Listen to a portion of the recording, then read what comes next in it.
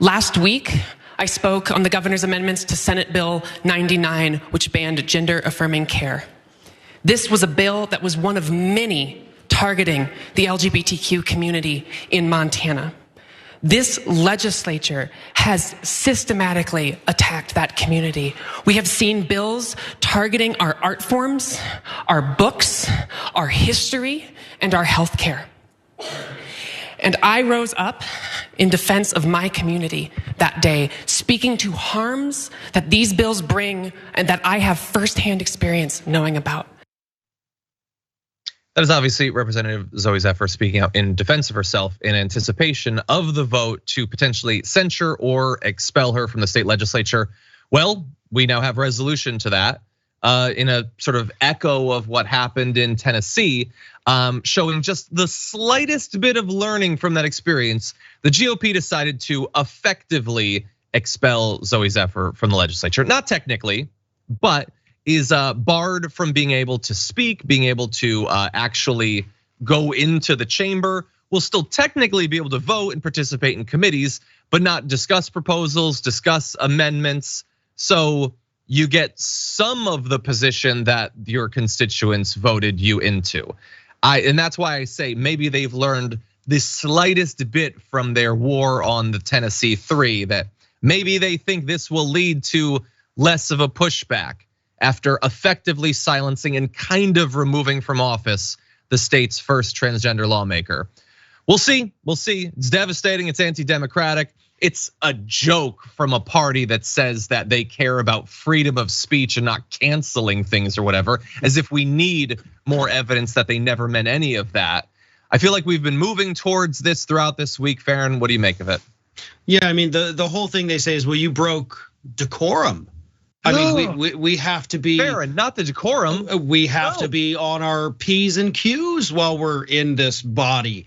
Yeah, which is such a BS thing for anybody to even claim. Because I mean, technically, when you understand like the whole thing here, there was no real decorum breaking. It was just raising the microphone so that the individuals who were there to protest the legislation could have their voices heard. And it wasn't just to protest, but to say, listen to our lawmaker. We've sent this person here to do what we need them to do, and that is exactly what Zoe was doing there. So for her to suffer these consequences for speaking out to support this LGBTQ community that is facing, with bills like these, legislative genocide.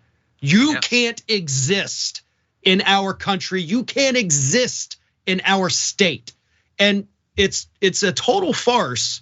You know, Republicans originally told us when all of this began throughout the states, like, well, we got to protect the kids. We're just protecting the kids. And then of course we get legislation this week that says, oh, by the way, we're gonna ban gender affirming care for adults as well. Nope, it was always about getting rid of these people. Those are the enemies. These are the ones we don't want here. It is, I'll say it again, this is legislative genocide. That is what they're attempting to do, not just in Montana, but across the country in Republican-controlled states.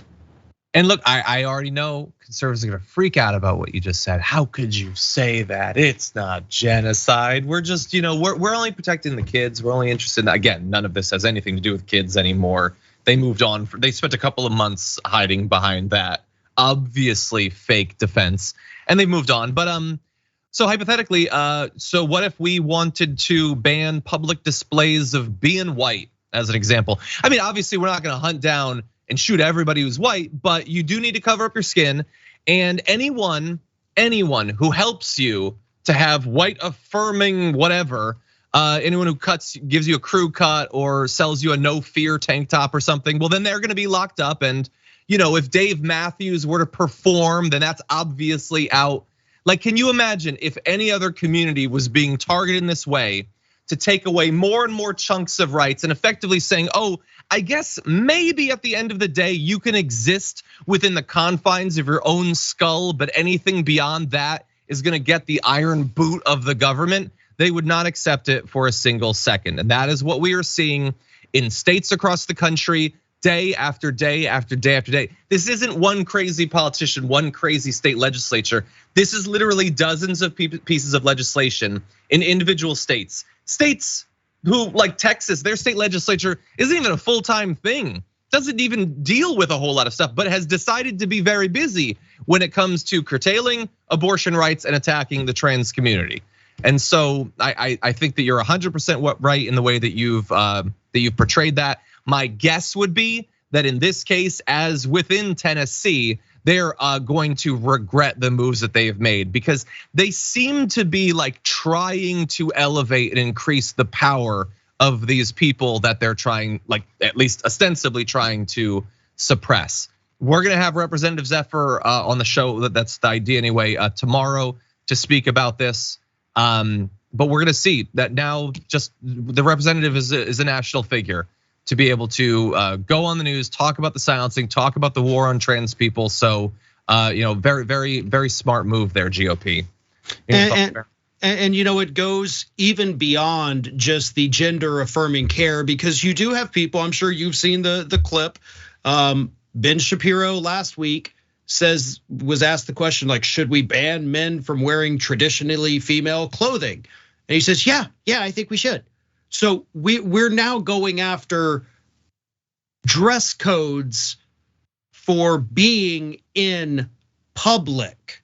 I mean, that is how quickly all of this has snowballed. That is how rapidly it has expanded to go just beyond we're protecting kids. Now it's, you know what, if you're a dude, you can't wear these items of clothing in public at all, anywhere. That's what we want to do. That's what we think should happen. Yeah. I'm not saying Shapiro said he wants to do it, but he said he's not obviously opposed to it happening. And that's how these ideas start, right? The whole should transgender women be able to participate in women's sports? It started as that's a weird thing, and boom, boom, boom. Now it's like, oh my God, this is the worst issue facing the United States of America today, as our coastlines down here along the Gulf Coast are eroding at a rate faster than we thought. No, let's not worry about climate change. We got to make sure that only women at birth are playing women's sports in college. That's what they want us to focus on. It's infuriating at every level. I don't know what you're talking about, man. I think it's great when people are just asking questions. Historically, that has always gone very well.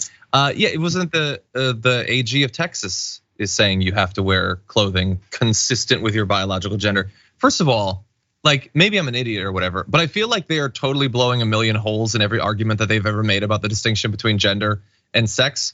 What do you mean it's consistent? What does gender have to do with clothing? It's a fundamental, immutable, biological thing. It doesn't have anything to do with any of this stuff. You seem to think it is. You seem to think that Levi's are gender affirming. That's what I'm getting off of you. And furthermore, again, Republicans used to pretend that they liked freedom. So far beyond that. If I can't choose to wear a kilt, there's no rights anymore. It's all up to the government at that point. If you can't choose to put on pants, then all of your other rights aren't rights. They are, as George Carlin pointed out many years ago, temporary privileges being given by a government that can and probably will choose to dial them back whenever the hell they want.